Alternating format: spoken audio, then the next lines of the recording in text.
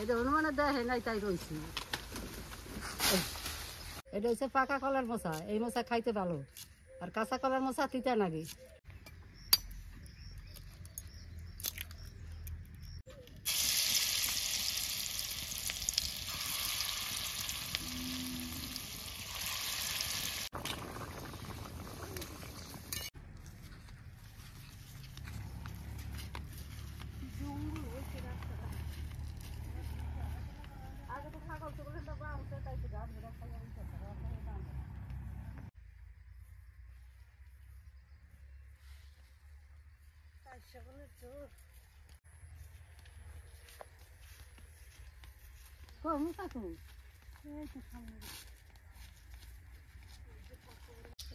কত বড় মোচা, আমি তো কালকে যাইতে গেলাম, আমি তো মোচা দেখিনি, আমরা এই পর্যন্ত চাইছিলাম দেখি কোথায় আর মোচা কথা করতে, মোচাটা দেখতে আসি, মোচাইতে আমি দেখতে পারলাম না। আমি কয়েকদিন ধরে যাই আসি দেখতেছি, এটা হনুমানের দেহে নাই তাই রয়েছি। জলে ভরে গেছে না জলে, আবার পরে না হন কিন্তু অনেক জল, জলে না হয় লাগে না।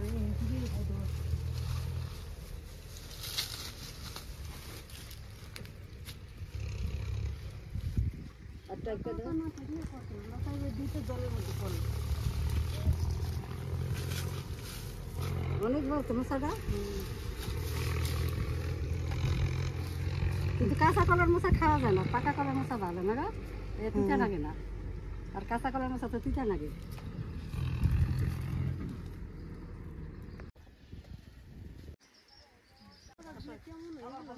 কলা গাছ বেশি দিন থাকে না, আমি সেই কলা গাছ মরে যায়।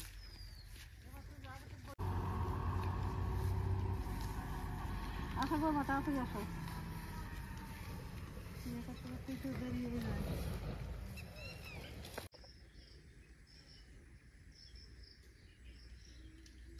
বন্ধুরা, এই যে মোচা ফেরা নিয়ে আসলাম, এই মোচা দিয়ে আজকে একটা দারুণ রান্না করে আপনাকে দেখাবো। মোচাটা দিয়ে আমি কি রান্না করি সেই আপনারা দেখতে থাকেন।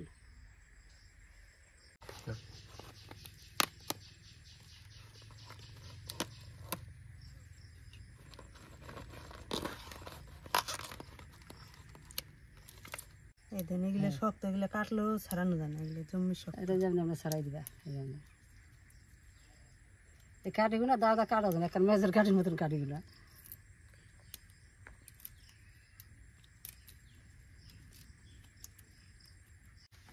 ওই যে এগুলো কাটতে থাকে না, আমি এগুলো ছাড়াই দিচ্ছি।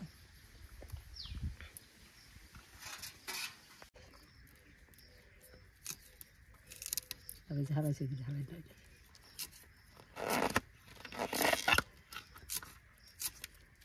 যত ভিতরে যায় তত ওই মোচাগুলো দেখতে সুন্দর, বেশি ফুলগুলো। পাকা কলার মোচা তো না, কাঁচা কলার মোচা তো পিজা নাকা দিয়ে কেউ খেতে চায় না। এটা হচ্ছে পাকা কলার মোচা, এই মোচা খাইতে ভালো, আর কাঁচা কলার মোচা তিতা নাগে।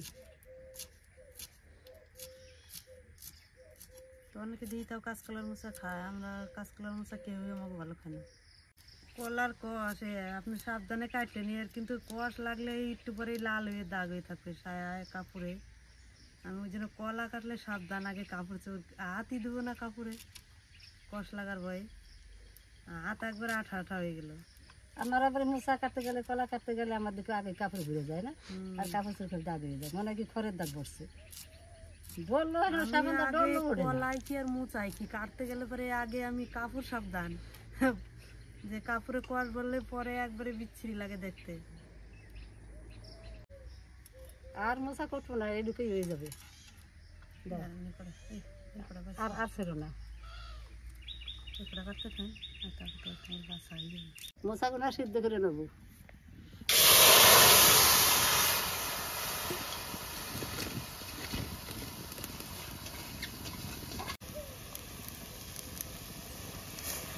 সিদ্ধ চাপাইছি, কষ উঠেছে কি একদম কালো রঙ হয়ে গেছে। তখন কালারটা কেমন ছিল, এখন কেমন হয়ে গেল, কষা কালো হয়ে গেছে। ডালটা আমি 2 ঘন্টা আগে ভিজিয়ে রাখছিলাম, এখন মুসুর ডালটা আমি বাটে নেবো।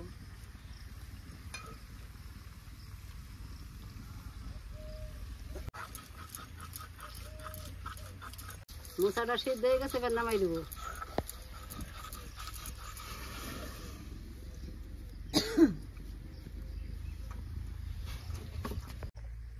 এই আলু সিদ্ধ করে নেব।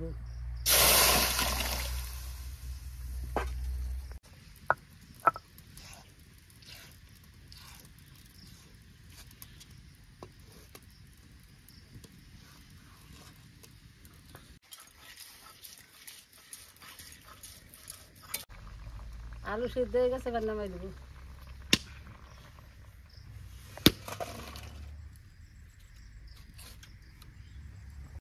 মোচা সেদ্ধ করে ভালো করে জল জ্বালা নিচ্ছি, এবার সবকিছু দিয়ে মাখাই নেবো।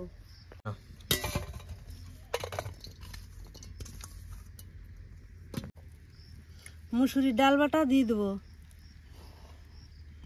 এই ডিম দুটো এর মধ্যে দিয়ে দেবো।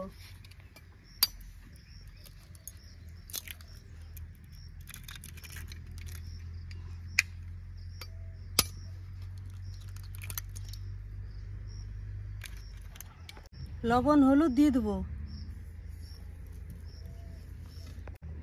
সামান্য একটু চালের গুঁড়ো দিয়ে দেবো, তাহলে বড়াটা একটু টাইট হবে ভালো।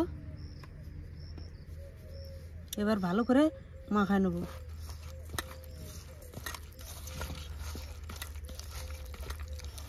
মা এবার উনুন ধরায় দেন।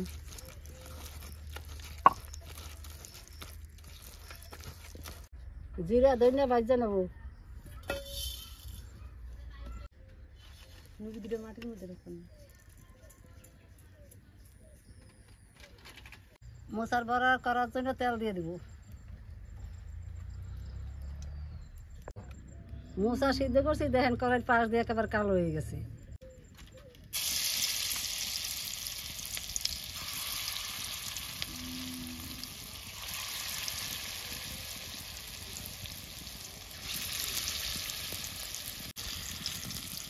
ডিমের পর এমনি ফুলে বড় বড় হবে। আর দেবো না, দেখো আমার ফুলছে কি সুন্দর বড়াগুলোর ভিতরে। দাও ডালের বড়া না, ডিম দিলে পরে সব বড়া ফুলে দিতে।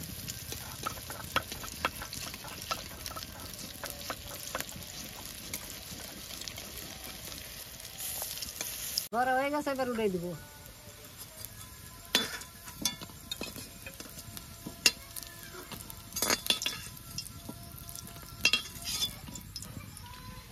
তেলের মধ্যে জিরে আর তেজপাতা দিয়ে দিব, পেঁয়াজের কুচি দিয়ে দিব,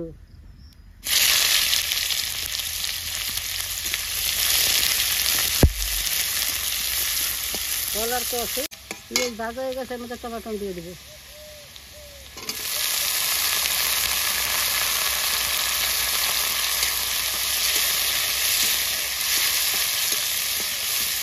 টমাটো আর পেঁয়াজ ভাজা হয়ে গেছে, এর মধ্যে সিদ্ধ আলুগুলো দিয়ে দেবো।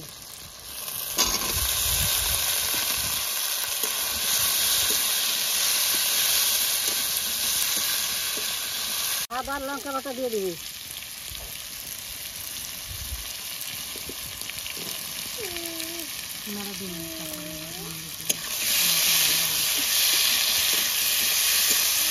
হলুদ আর লবণ দিয়ে দেবো।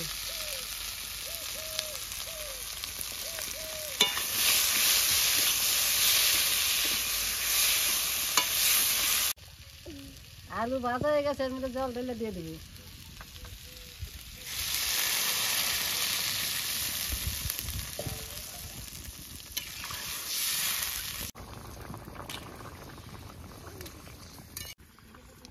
তরকারিটা জাল হয়ে গেছে, আর একটু জাল হোক, তারপর বড়াগুলো দিয়ে দেবো।